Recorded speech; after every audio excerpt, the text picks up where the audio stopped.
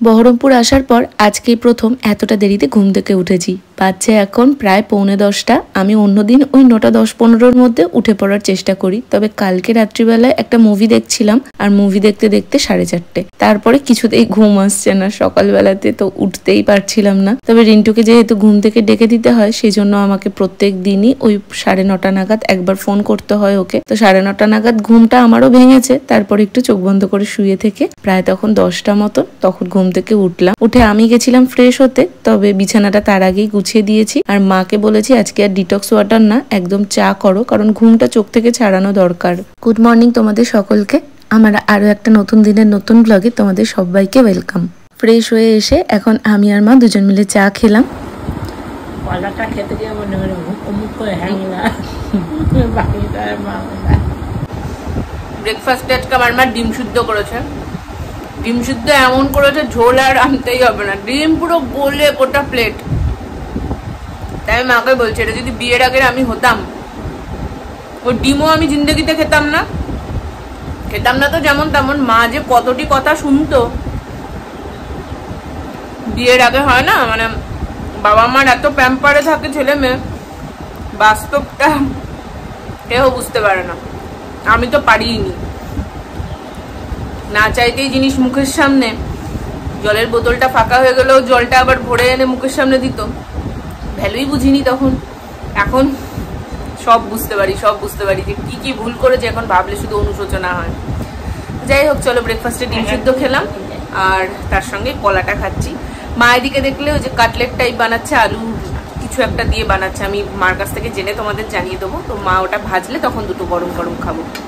মা আজকে বাড়িতে কাটলেট টাইপ কিছু একটা বানাচ্ছে। এটা কাটলেটের মতন কাটলেট নয়, এটার মধ্যে কিছু একটা আলু টালু দিয়ে মা এটা বানিয়েছিল ব্যাটারটা। আর তারপর সেটাকে থালায় ঢেলে এরকম পিস পিস করে কেটে নেবে আর এরপর এটাকে ভেজে নিয়ে ইচ্ছে করলে তরকারিও করা যেতে পারে, যদি না চাও তাহলে তরকারি না করে এমনি ভাজাও কিন্তু গরম ভাতে দারুণ লাগবে।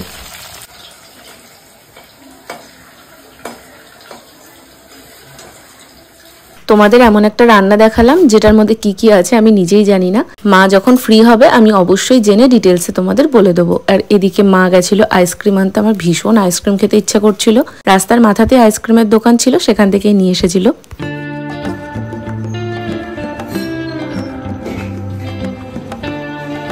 Good evening everyone. দুপুরবেলায় তোমাদের সঙ্গে আমার আর বিশেষ কিছুই শেয়ার করা হয়নি। সন্ধ্যেবেলাতে তো আমি ওই বাইরের ঘরটাতেই ঘুমিয়েছিলাম, আর ঘুম থেকে উঠে এখন বাইরের ঘরটাকে গুছিয়ে ভেতরের দিকে এসেছি। এই ঘরটার তুলনায় আমাদের ওই ভেতরের ঘরটা অনেক বেশি ঠান্ডা থাকে, যেহেতু চারদিকেই বড় বড় বাড়ি, তাই রোদের তাপটা পায় না বললেই চলে। তো সেই জন্য জানো তো ওই ঘরটা অনেক ঠান্ডা আর ফ্যানটারও স্পিড বেশি, সেই জন্য দুপুরবেলার দিকটা আমি ওই ঘরেই শুই আর বাবা এই ভেতরের ঘরটায় শোয়। এখানে আমি কিসের জন্য এত আনন্দ পেয়েছি জানি না, তবে মনে আমার আলাদাই ফুর্তি থাকে।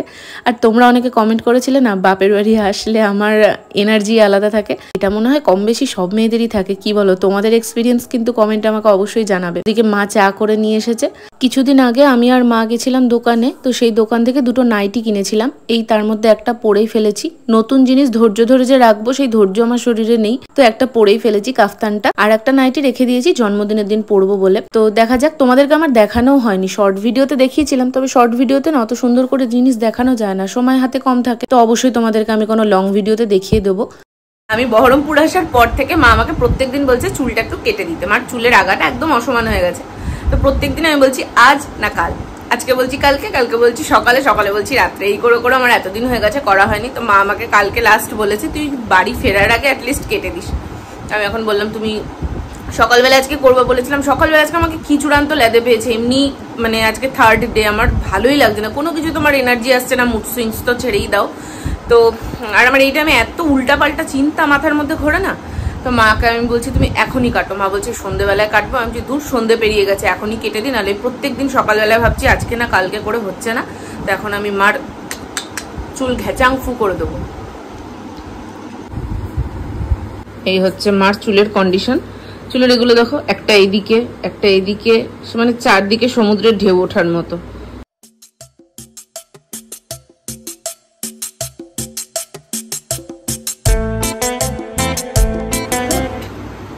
বিড়ালের পাউরুটি ভাগ করতে করতে একদম ছোট হয়ে গেছে চুল।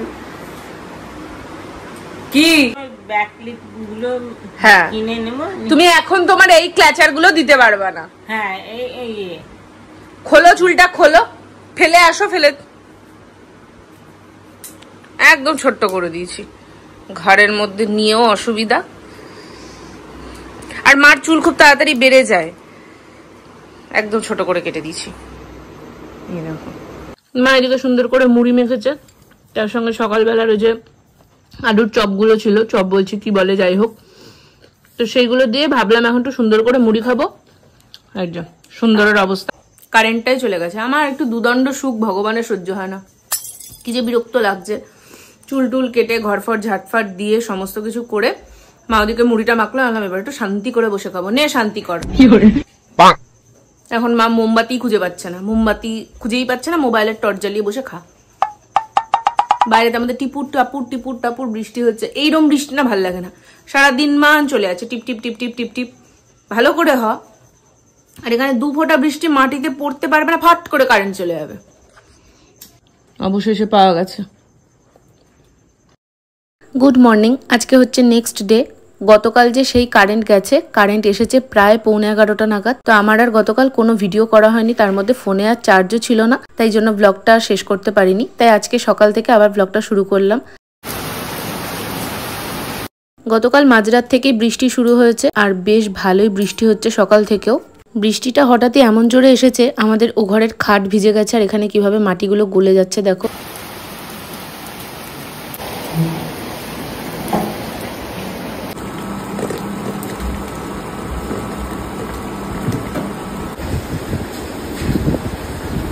ওটাটাই বেশি দিলাম না, কারণ বেশি হয়ে গেলে বাইরে চরম বৃষ্টি হচ্ছে, আর বাড়িতে আজকে হচ্ছে লোটে মাছ।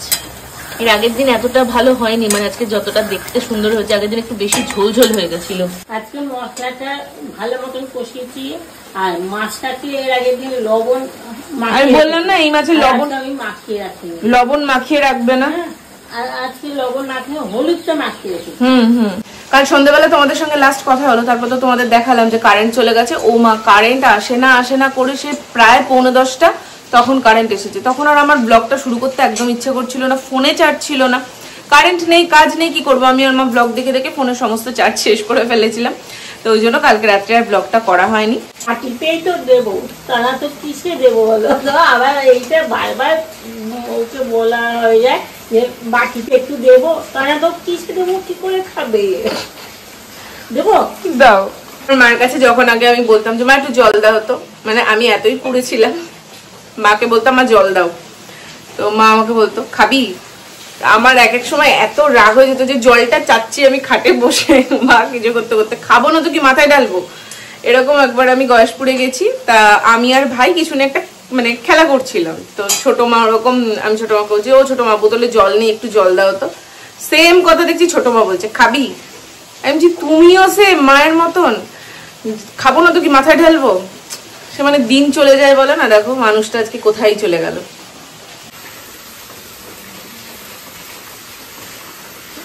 কালার এসেছে দেখেছো, কালার দেখি খিদে পেয়ে যাচ্ছে। বাজারে আমার সব পড়াতে 50 টাকা আছে, ওর মধ্যে থেকে আমি একটু নেবো ডিম দিয়ে দেখে মাসি রাখলো, তখন অল্প করে নিয়ে চলে আসলো। মাইনাস এদিকে তাল, যাওয়ার আগে তাল করে খাওয়া হবে। হয়তো সবাই ওই ভাইরাল ভিডিওটা দেখেছো, মাংকো ভাত, আমি কি বলবো, ওটে ভাত। লোটেটাকে তো লোটে বললে পরিণত বাচ্চার প্রমাণ দেখা যাবে, তাহলে বলি ওটে ভাত, ওটে ভাত। আমি ওটে ভাত বলি আর যাই বলি, ভাইরাল আমার হবে না। বেচারি করবে তা করবে কি, সবাই ওকে নিয়ে রোস্ট করছে ঠিকই, কিন্তু এটাও ভাবো আজকে এত ইউটিউবার, এত ক্রিয়েটার, কেউই আর ভাইরাল হতে পারছে না। ভদ্র সভ্য ভালো কথা বলে ভালো কন্টেন্ট দিয়ে তার ভাইরাল হওয়া হবে না এখনকার দিনে। ওই ক্রিঞ্জি বানাতে হবে, লোকে ওই ক্রিঞ্জটাই পছন্দ করে। দেখো লোকে পছন্দ করছে না, ট্রোল করছে, বাট তাহলে ওর ভিডিওতে এত ভিউজ কেন? সবারই যদি ওকে অসহ্যই লাগে, তাহলে ওর ভিডিওটা দেখছে কে? তো এই হচ্ছে ব্যাপার, যে লোকে যাই বলুক, লোক ওই ক্রিঞ্জটাই পছন্দ করে। বলছি কি, ব্যাংকে এই ঝোলাটা কি করবা নিয়ে? মনে একটু প্ল্যান অন্যরকম আছে, যদি হয় তো সেটা কি, যদি কলা, সিঙ্গাপুরি কলা যদি পাই, একটু সিঙ্গাপুরি কলা নেব, তারপর আর কি নেব, আর একটা ভেবেছিলাম ভুলে গেছি, আবার মনে করলে দাও সিঙ্গাপুরি কলাটা মনে আছে। আগের দিন কি হয়েছে শোনো, মা বাজারে গেছিল, বাজার থেকে নিয়ে এসেছে কলা, 4টে কলা নিয়ে এসেছে। 4টে কলা নিয়ে এসে মা আমাকে বললো, আমি আসলে বলেছিলাম যে মা একটু কলা পেলে নিয়ে এসো তো। আমার না ওই কি কলা বলে ওগুলোকে, কাঁঠালি কলা আছে। কাঁঠালি কলা আমার অতটা ভালো লাগে না, ঠুটের কলা ও আমার অতটা ভালো লাগে না। আমার সব থেকে ভালো লাগে হচ্ছে সিঙ্গাপুরি কলা। আমি বলেছিলাম সিঙ্গাপুরি কলা পেলে নিয়ে আসতে। ও মা ও কলা নিয়ে এসছে, আমার এমন লোভে পেয়েছে, আমি সাথে সাথে 2টো খেয়ে নিয়েছি। আর 2টো ছিল, আমি বলছিলাম বাবা মার। তো পরের দিনকে মা আমাকে এনে আর একটা কলা দিয়েছে। সেই কলাটা খেতে খেতে আমি ভাবছি বাবা তো পেলোই না, আর একটাই আছে, থাকা মাকে বলবো পরে তুমি এনে খেও বলে আমি ওই কলাটা খাচ্ছি, যে এটা খেয়ে আমি ওটাও খেয়ে নেবো। মানে ব্রেকফাস্টে কলাই খাচ্ছিলাম সেদিনকে, তারপরে দেখছি মা আসছে কলাটা খেতে খেতে। মাকে দেখে আমি হাসতে হাসতে বলেই ফেলেছি যে আমি ভাবছিলাম এই কলাটা খেয়েই আমি ওটা খেয়ে নেবো। এবার মা বলছে তুই আগে বললি না কেন, তাহলে তো আমি খেতাম না। নাও নাও নাও নাও, ওটা কাচতে না, ওটা ফেলে দেবা। এই কালঠাটা আর কোনো কাজেই নেওয়ার না, এটাকে ফেলবা, বিদায় করবা না, বাজার দোকানে নেবা না আর। তো এবার মা বলছে তাহলে বলি না কেন, আমি খেতাম না, এরাম ঠিক আছে, আমিই তো খেয়েছি হনুমানের মতন বসে সবকটা কলা। তো বাদ বাকি একটা মা খেয়েছে, আবার নেক্সট দিন আমি আবার আনতে দিয়েছিলাম, মা আবার নিয়ে এসেছিল। বাইরের পরিস্থিতিটা তোমরা দেখো, বুঝতে পারছো কিনা জানি না, পুরো অন্ধকার হয়ে গেছে। ঘরের অবস্থা দেখো, অফ করে দিলে লাইট কিছু দেখা যাচ্ছে না। মা বেরিয়ে গেল, এদিকে আমি ভিডিও আপলোডে বসিয়ে কয়েকটা বাসন ছিল, কয়েকটা মানে প্রেসার কুকার আর সকাল থেকে রান্নার যাবতীয় যা বাসন ছিল সেগুলো মা এসে নাকি মাজবে, তো আমি ওগুলো সব মেজে ধুয়ে রাখলাম।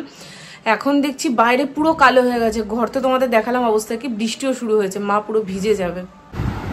আমার মাইয়া চলে আইছে আমার নজর পোটলার দিকে, কি আনিছে এই দেখো কলার পেয়ারাটা ভালোবাসি। কলার পেয়ারা নিলা, তাহলে এরকম ভিজেছো কেন? বৃষ্টি ধারে বসা, ধারে বসা বৃষ্টি পড়ছে, আর ষষ্ঠী তলায় 1 ফুট জল, এতটা জল। মোহনাপাড়ায় মোড় থেকে 20 টাকা, কোনো টোটো বলে না যে যাবো। বৃষ্টিতে এবছর অবস্থা ভীষণই খারাপ। 2025টায় মোটের ওপর সব দিক দিয়ে খারাপই গেল। যাই হোক, এখন আমি লাঞ্চ করছিলাম, লাঞ্চের মেনুটাও তোমাদের দেখিয়ে দিলাম। বাচ্চা এখন 2:45, এইমাত্র লাঞ্চ কমপ্লিট করলাম। ব্লগটা আমি সেই কাল থেকে করছি, এখন অবধি চলছে। তো ব্লগটা চলো এখানেই এন্ড করে দিই, দেখা হবে খুব শিগগিরই নতুন কোনো ভিডিওতে। আজকের ব্লগটা যদি ভালো লেগে থাকে তাহলে একটা লাইক করে দিও, প্রথমবার হলে সাবস্ক্রাইব করে পাশে থেকে যেও। টাটা।